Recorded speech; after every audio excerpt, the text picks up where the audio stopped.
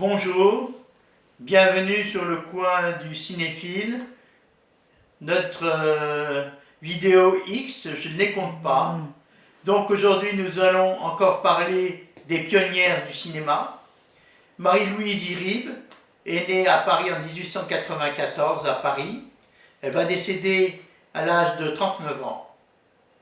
Elle a pris le nom de famille Iribe, c'est son oncle Paul qui est sculpteur, qui sera le compagnon de Gabrielle Chanel. Coco Chanel, que tout le monde connaît. Elle va tourner un film, son premier film en 1912 avec Pierre de Somplières, et elle va épouser quelque temps après André Roanne, puis, après divorce bien sûr, Pierre Renoir, le frère de Jean et le fils d'Auguste Renoir.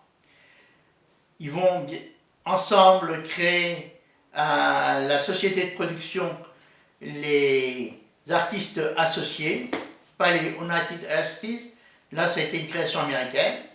Donc elle va tourner encore avec Pierre de Somplières, avec Jacques Dreyer, La Kermesse héroïque, si vous vous souvenez, avec Françoise Roset, et bien sûr Jean Renoir, mais il ne faut pas oublier Louis Feuillade. Louis Feuillade, c'est l'auteur des Fantomas. En 1930, elle va réaliser un film qui s'appelle Le Roi des Aulnes, donc film parlant. Malheureusement, comme dit précédemment, elle décède à l'âge de 39 ans. Nous allons partir maintenant pour la Russie. Alors là, je vais reprendre mon petit papier, vu que le nom est assez compliqué. Le prénom, non, c'est Olga. Olga Preobrazhenskaya. Alors, elle est née en 1880 à Saint-Pétersbourg et elle décédera en 1971 à Moscou. Elle apprend son métier d'actrice entre 1901 et 1913. Et elle va vite être connue et reconnue dans ses rôles d'héroïne des romans russes qui sont adaptés bien sûr comme Guerre épée de Léon Tolstoï. Arrive bien sûr la Révolution d'Octobre, mais elle va être scénariste 1917 et elle va tourner et elle réaliser aussi des films de 1925 à 1941. Notamment Les Femmes du péché, qui vont sortir en France en 1927 et qui sont considérés comme le premier film féministe de l'ère soviétique. Elle va sera une des fondatrices de l'Institut fédéral du cinéma, qui d'ailleurs va faire beaucoup de tort à un autre grand réalisateur soviétique. J'ai parlé de Sergueï Mikhailovitch Eisenstein, dont on reparlera peut-être une autre fois.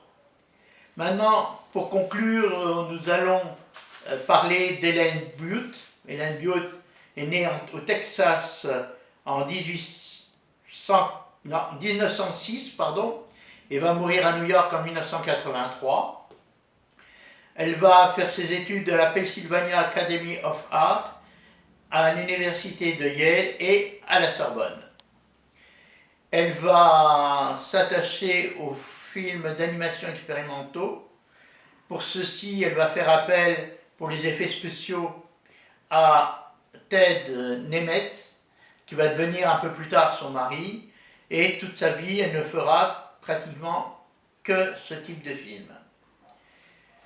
Il y a eu des applications dans les jouets. Je me souviens, il y a 60 ans, d'une ardoise magique où vous aviez des boutons et avec des boutons vous faisiez des traits ou des figures, etc.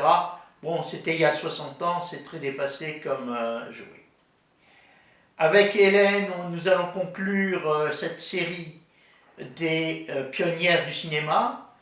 Je regrette de ne pas encore avoir trouvé des pionnières britanniques ou allemandes, mais on ne sait jamais, ça ne saurait tarder, ou il pourrait le faire.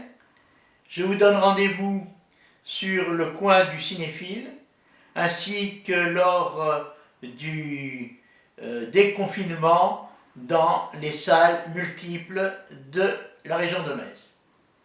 Merci et bienvenue aux nouveaux membres du coin du cinéphile.